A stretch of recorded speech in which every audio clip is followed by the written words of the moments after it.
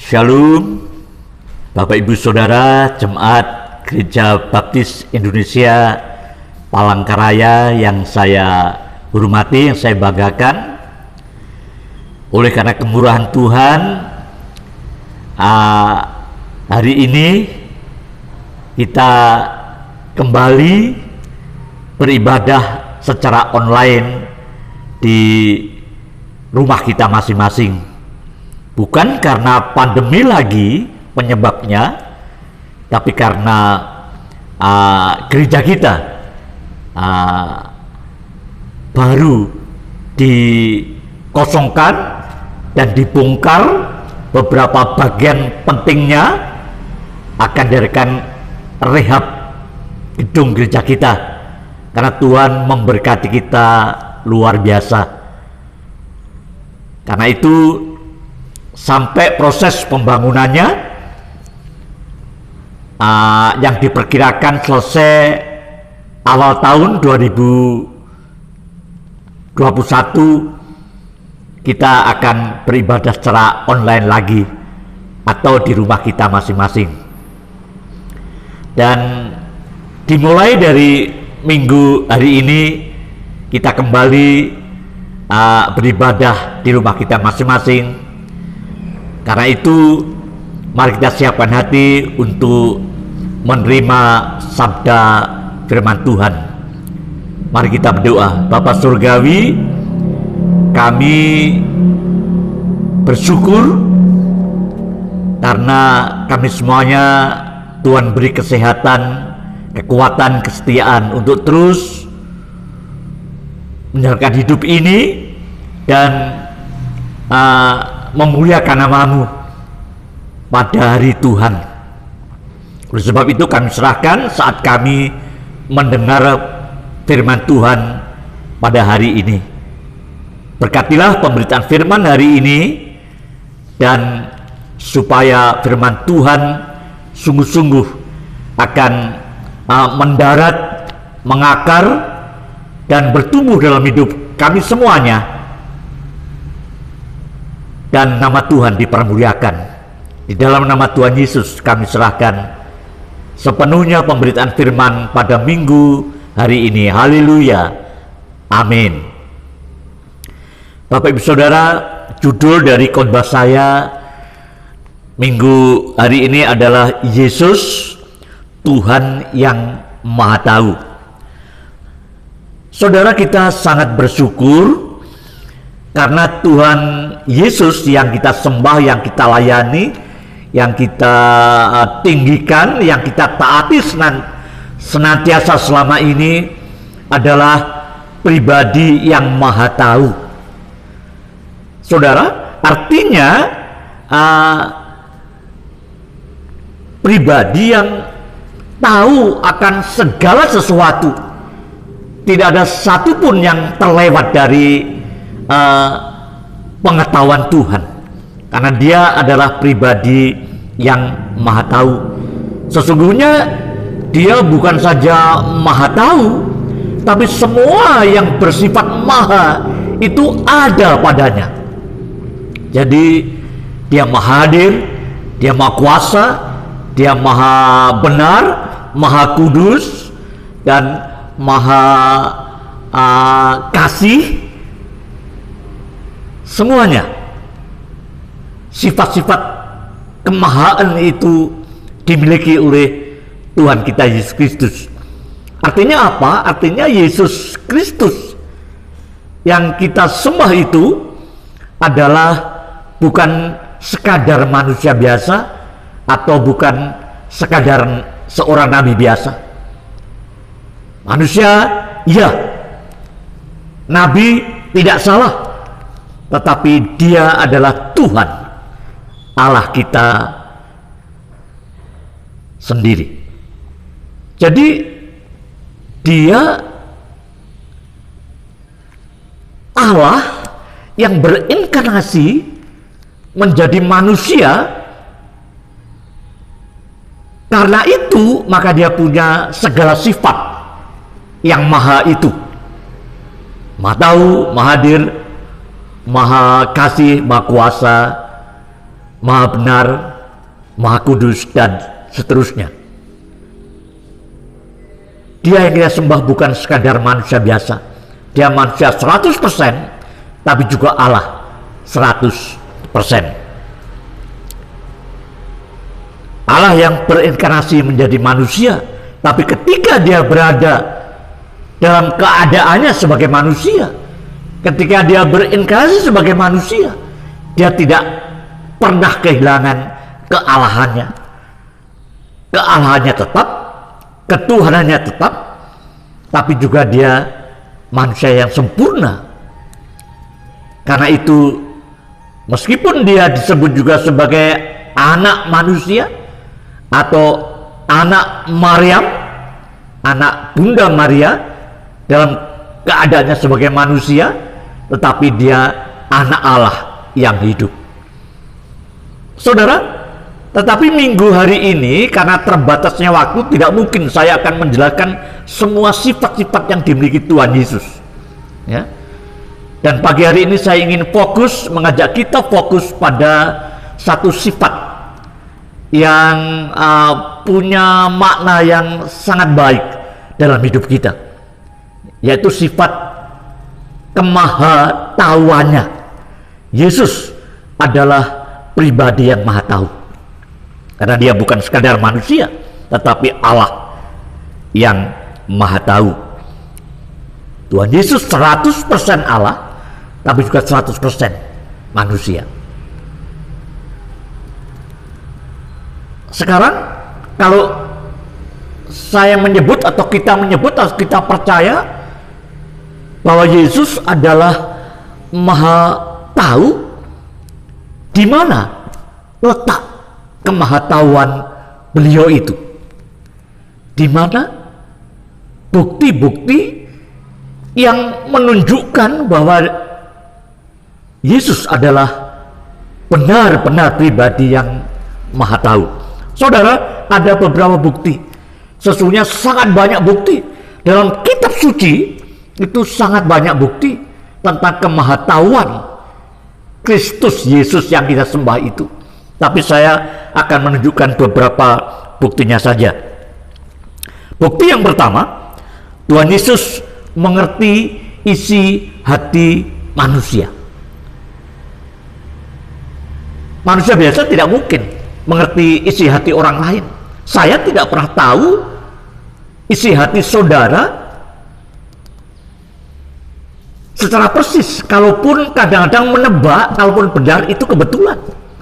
Tapi pada dasarnya saya tidak pernah tahu apa yang terjadi dalam isi hati dan pikiran Anda. Ya. Karena saya manusia biasa, tapi Tuhan Yesus tahu satu persatu setiap manusia ciptaannya secara persis, karena dia adalah Allah yang maha tahu. Ya. Saudara, dalam Matius pasal 9 ayat 2 dan 4 saya akan bacakan. Maka dibawa oranglah kepadanya seorang lumpuh yang terbaring di tempat tidurnya. Ketika Yesus melihat iman mereka, berkatalah ia kepada orang lumpuh itu, "Percayakah, hai anakku, percayalah hai anakku, dosamu sudah diampuni." Maka berkatalah beberapa orang ahli Taurat dalam hatinya, ia menghujat Allah. Tetapi Yesus mengetahui pikiran mereka, lalu berkata, "Mengapa kamu memikirkan hal-hal yang jahat dalam hatimu?" Saudara, ketika Tuhan Yesus menyembuhkan dalam peristiwa penyembuhan orang yang lumpuh itu, Tuhan Yesus mengatakan bahwa dosamu sudah diampuni. Ini adalah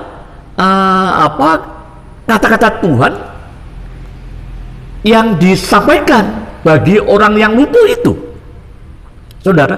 Tapi mendapat reaksi dari orang-orang yang datang.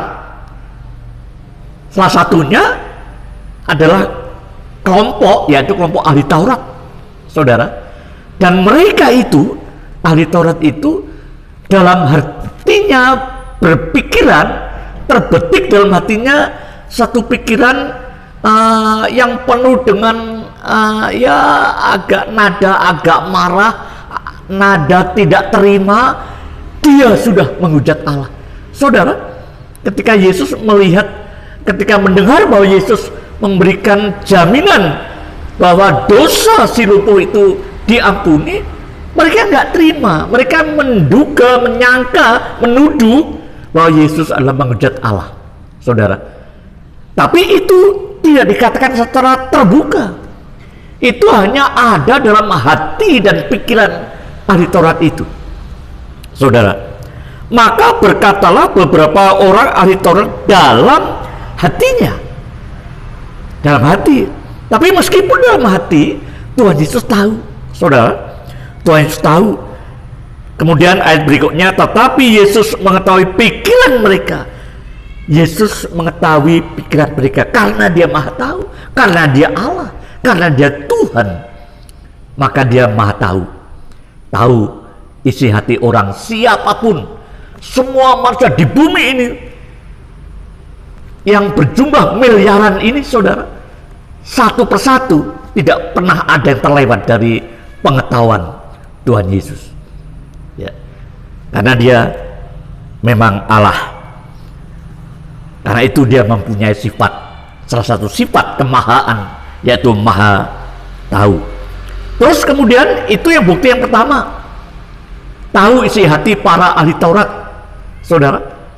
Dan dalam beberapa kesempatan Tuhan Yesus juga sering menegur orang yang dalam pikirannya memikirkan hal yang jahat terhadapnya, saudara. Tapi bukti yang kedua yang saya ingin sampaikan, Tuhan Yesus sebelumnya sudah tahu tentang rencana yang akan dilakukan seseorang. Jadi tadi saya katakan Tuhan Yesus tahu akan isi hati orang. Tapi Tuhan Yesus juga tahu akan rencana orang siapapun yang akan dilaksanakan oleh orang itu. Satu contohnya adalah rencana Yudas mengkhianati dia. Mari kita buka Matius pasal 26 ayat 21. Dan ketika mereka sedang makan, ia berkata, ini makan perjamuan Paskah, saudara, sebelum Tuhan Yesus menyerahkan dirinya di atas kayu salib. Sebelumnya diawali dengan perjamuan Paskah. Dan ketika mereka sedang makan, ia berkata, Tuhan Yesus berkata, aku berkata kepadamu, sesungguhnya seorang di antara kamu akan menyerahkan aku, yaitu Yudas, di antara 12 murid itu yang akan menyerahkan dia kepada para imam-imam dan ahli-ahli Taurat, rohaniwan Yahudi yang memang sangat ngebet banget untuk menangkap dan mengadili Tuhan Yesus. Saudara, Tuhan Yesus tahu di antara murid-muridnya ada yang punya rencana atau sedang merencanakan atau sudah merencanakan. Saudara, ya, kalau Anda baca di perikop sebelumnya, itu perikopnya Yudas menyerahkan Yesus atau mengkhianati Yesus. Rencana Yudas mengkhianati Yesus. Jadi saudara, ini membuktikan rencana apapun yang dimiliki atau sedang digodok atau sedang disiapkan oleh manusia, Tuhan Yesus tahu semuanya. Apalagi rencana jahat kepadanya, ya, saudara, Yesus maha tahu. Rencana Yudas diketahui sebelumnya. Yudas, rencana Yudas itu sudah diberitahukan kepada para murid yang lain. Cuman waktu itu memang Tuhan Yesus tidak secara eksplisit menyebut nama Yudas, saudara, ya, tidak menyebut nama Yudas, ya. Tapi salah satu di antaramu akan menyerahkan aku, ya, saudara. Yang ketiga, ya, tadi yang pertama Tuhan Yesus tahu isi hati orang, yang kedua Tuhan Yesus tahu apapun rencana yang akan dilakukan oleh manusia, ya. Yang ketiga, Tuhan Yesus tahu, saudara, tentang peristiwa besar yang akan terjadi, ya. Jadi dia sudah menubuatkan atau membayangkan atau meramalkan, memprediksi bahwa sekian tahun lagi akan terjadi satu peristiwa sama persis yang dikatakannya itu akan terjadi pada waktunya. Contohnya adalah penghancuran Bait Allah, saudara.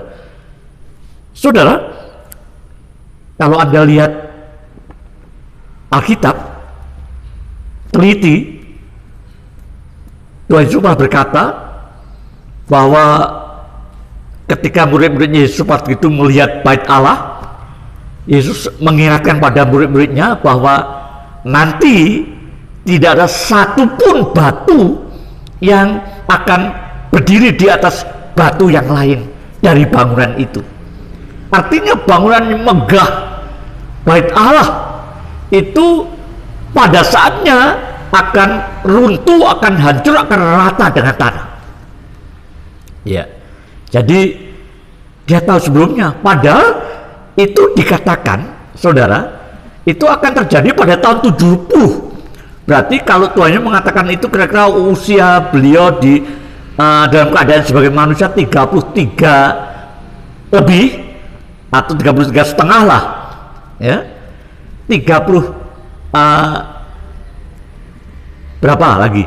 37 lagi tahun terjadi peristiwa itu. Tapi sebelum itu, 37 sebelum peristiwa terjadi, Tuhan Yesus sudah katakan itu. Dan betul, Yerusalem dihancur leburkan oleh Jenderal Titus, saudara, pada tahun 70 Masehi. Artinya peristiwa besar, ini peristiwa besar yang sangat mengguncangkan orang Yahudi karena bangunan kebanggaannya, ya. Bait Allah itu simbol kejayaan orang Yahudi, saudara. Dan kalau itu hancur, diratakan dengan tanah, itu artinya itu sangat melukai, sangat menghina. Tapi itu terjadi pada tahun 70. Jadi Tuhan Yesus tahu sebelumnya, saudara. Kemudian kalau tadi tahu isi hati orang, tahu rencana orang, tahu peristiwa yang akan terjadi, ya. Sekarang Tuhan Yesus tahu apapun yang akan dia lakukan sendiri, saudara. Kalau kita tahu, saudara, itu terbatas saja. Apa yang terjadi pada kita, saya nanti sejam lagi aja saya tidak tahu apa kejadian persis yang akan menimpa saya, saudara. Ya, di sore saya nggak ngerti apa yang terjadi pada saya, tapi Tuhan Yesus mengerti apa yang akan terjadi pada dirinya, ya. Dan itu diberitahukan beberapa kali, yaitu tentang kematiannya yang dianiaya, diserahkan pada orang yang tidak mengenal Allah, disalibkan, pada hari ketiga bangkit, dan pada waktunya dia naik surga. Jadi sebelumnya Tuhan sudah menjelaskan tentang kematiannya, tentang kebangkitannya, tentang kenaikannya kepada para murid.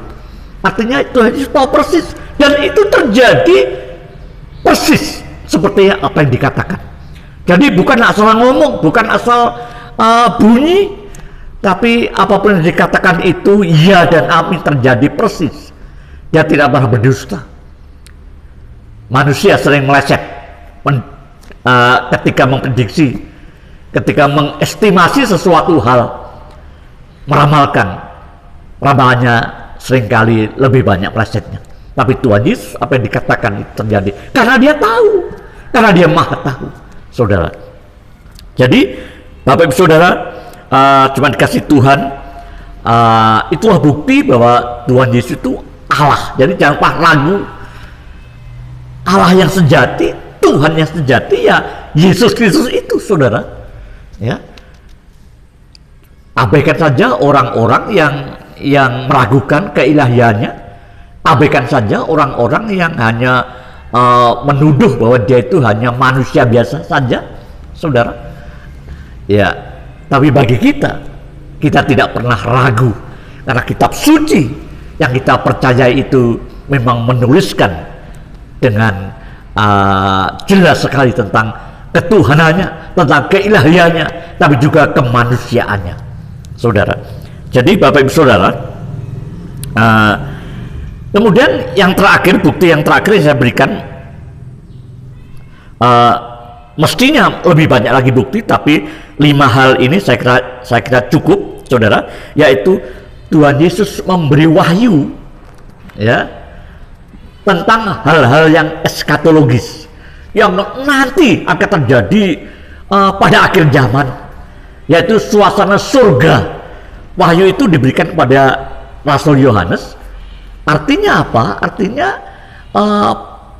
ketika dia memberikan di abad pertama, wahyu itu di akhir abad pertama, saudara, kepada Yohanes, itu kan masih sangat jauh, saudara, dengan akhir zaman, hari kiamat yang kita tidak tahu, ya, hanya Bapa yang tahu. Tapi dia sudah katakan hal-hal yang berkaitan dengan akhir zaman, khususnya hal-hal yang tentang kondisi surga yang dimana kita akan tinggal bersama dia selama-lamanya di rumah Bapa yang mulia, ya. Jadi kitab Wahyu itu adalah produk wahyu Tuhan Yesus kepada Rasul Yohanes.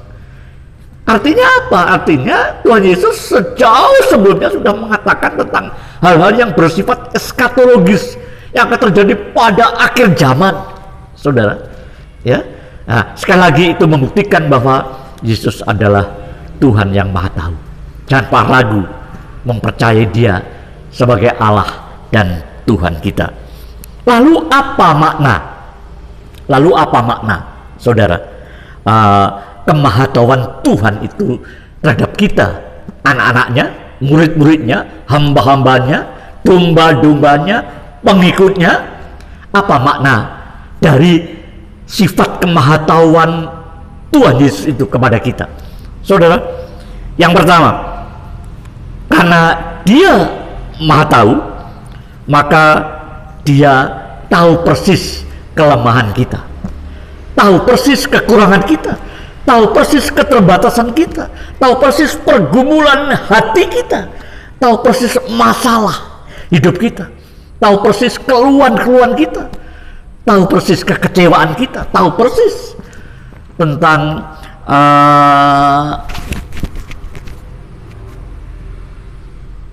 penderitaan kita ketika kita mengalami penderitaan, saudara.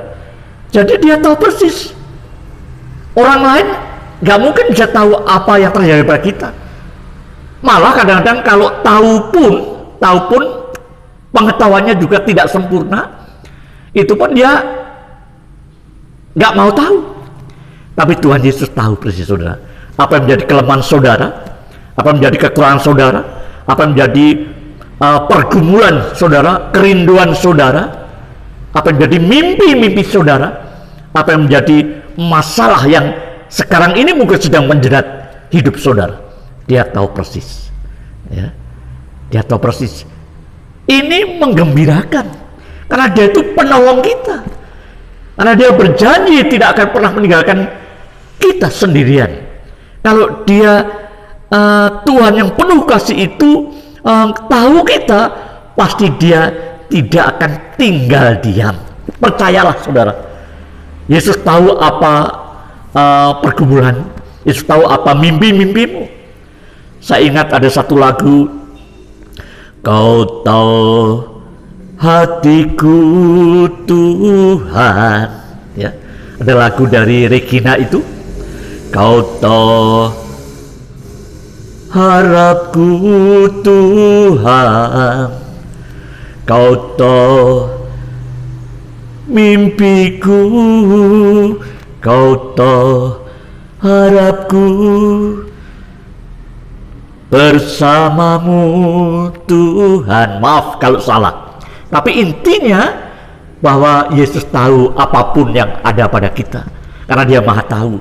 Karena tahu, maka kita nggak perlu galau, nggak perlu gelisah, nggak perlu terlalu ketakutan, stres, saudara. Karena Dia tahu, Dia pasti tidak akan pernah tinggal di kita. Dia pasti tidak akan tinggal diam ketika melihat, ketika tahu. Dan Dia memang tahu segala sesuatu yang kita alami. Ya. Yang kedua, saudara, Dia bukan hanya tahu tentang apa yang kita pikirkan, apa yang kita rencanakan, impikan, rindukan, ya, doakan, dan masalah yang kita hadapi, tapi Dia tahu bagaimana cara menolong kita. Ya. Karena Dia Maha Tahu, maka pasti Dia tahu bagaimana cara menolong kita. Ya. Tuhan punya banyak cara untuk bisa menolong kita. Tuhan sanggup menolong kita, dan Tuhan mau menolong kita. Jadi Dia tahu bagaimana caranya untuk menolong kita itu.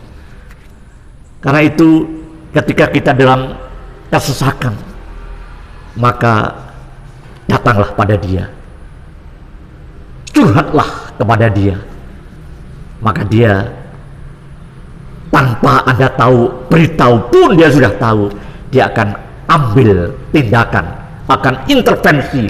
Dan intervensi Yesus itu selalu manis. Dia akan siapkan solusi, karena Dia tahu bagaimana memberikan solusi yang terbaik bagi masalah hidup kita. Itu yang harus kita syukuri, itu yang harus kita banggakan, saudara, sehingga kita ini sesungguhnya menjadi umat yang sangat sangat istimewa. Karena sekalipun mungkin teman-teman kita, tetangga kita, saudara kita, atasan kita secara manusia, dia gak ngerti apa yang kita menjadi pergumulan hidup kita, Yesus tahu. Dan Yesus mau ambil bagian untuk menolong kita. Saudara, kemudian yang ketiga, Dia tahu persis kapan waktunya menolong kita. Nah ini, saudara, Dia tahu bagaimana cara menolong kita, tapi Dia juga tahu kapan waktunya. Dia punya waktu yang khusus, ya. Seringkali kita pengennya cepat-cepat ketika kita mengalami kesesakan, kita mengalami penderitaan, ketika mengalami kekecewaan atau masalah-masalah yang sulit dalam hidup ini. Oh Tuhan, kapan Kau tolong kami? Kapan Kau beri kami jalan keluar, Tuhan? Tapi Tuhan punya waktu yang khusus. Dia tahu kapan waktunya, dan Dia tidak akan mengingkari waktu atau saat Dia menolong kita. Dan waktu Tuhan itu pasti yang terbaik. Seperti pujian yang sekarang sedang cukup populer, yaitu waktu Tuhan pasti yang terbaik. Saudara, waktu Tuhan itu pasti yang terbaik, karena Dia tahu kapan waktu yang paling tepat untuk menolong kita. Kita maunya buru-buru, tergesa-gesa, kesusu bahasa Jawanya. Tetapi Tuhan tidak pernah berlambat-lambatan, dan Tuhan tidak pernah kesusu atau gigi mongso atau terlalu cepat bertindak. Dia akan bertindak, menolong kita, intervensi, memberi solusi tepat pada waktu, dan waktu Tuhan itu pasti yang terbaik. Jadi bersyukurlah punya Tuhan Yesus, bergembiralah, hidup harus bergairah, hidup harus optimis, karena tidak ada hal yang tidak bisa ditolong oleh Tuhan. Tidak ada hal yang tidak bisa diatasi, karena Dia penolong kita itu akan senantiasa menolong kita tepat pada waktunya. Dia tahu cara menolong kita, Dia tahu persis kapan menolong kita, saudara. Jadi bersyukurlah menjadi murid-muridnya. Saya bangga, saya bergairah menjadi hambanya. Makanya saya ingin melayani selamanya, seperti Dia setia kepada saya selamanya, ya. Tetapi ada hal yang keempat, saudara. Ini warning, ini peringatan. Selain hal-hal yang baik, bahwa dia tahu masalah kita, tahu cara menolong kita, tahu persis kapan menolong kita, tetapi juga karena dia maha tahu, maka jangan coba-coba. Ya, ini peringatannya, ini warningnya, jangan coba-coba punya niat yang jahat. Karena meskipun istrimu, suamimu, anak-anakmu, siapapun, bosmu tidak tahu niat jahat di hatimu itu, Yesus tahu. Jadi hati-hati. Tuhan Yesus tidak ingin hati kita dipenuhi dengan niat jahat.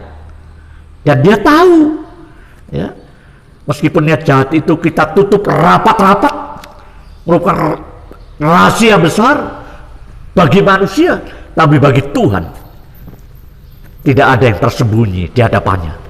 Karena itu hati-hati, jangan sampai kita memelihara niat jahat dalam hati. Seandainya terbetik untuk berniat jahat kepada siapa, ya saudara, segera minta ampun, segera patahkan sangkali niat jahat itu. Tuhan, aku nggak mau nerusin niat itu. Jadi jangan sampai kita mencoba-coba mengkreasi, menciptakan satu niat yang busuk dalam hidup ini kepada siapa saja, saudara. Jangan juga pernah membiarkan pikiran kita ini, saudara, berpikir yang jahat dan culas, saudara. Ya, karena dia tahu apa yang kita pikirkan. Istri kita nggak tahu, teman kita nggak tahu, jemaat kita nggak tahu, teman saudara kita nggak ngerti, tapi Yesus tahu. Jadi hati-hati, hati-hati pikiranmu, hati-hati pikiran, ya, karena Yesus tahu itu. Kalau sampai kita kedapatan niat jahat atau pikiran yang jahat, Tuhan Yesus sangat sedih, berduka atas hidup kita, saudara. Ya, kemudian kita diminta untuk hati-hati terhadap rencana jahat. Ada niat, ada pikiran, ada rencana, kemudian perencanaan, ya, untuk melakukan kejahatan itu, perbuatan jahat itu. Hati-hati, saudara. Jadi ketika itu masih dalam level niat, level pikiran, segera pangkas, segera sangkali itu dan bertobat. Jangan sampai itu berkembang itu kemudian jadi sungguh-sungguh suatu tindakan yang jahat. Ya, Tuhan tidak berkenan. Tuhan kita itu Tuhan maha baik. Suatu ketika nanti akan bicara ini. Ya.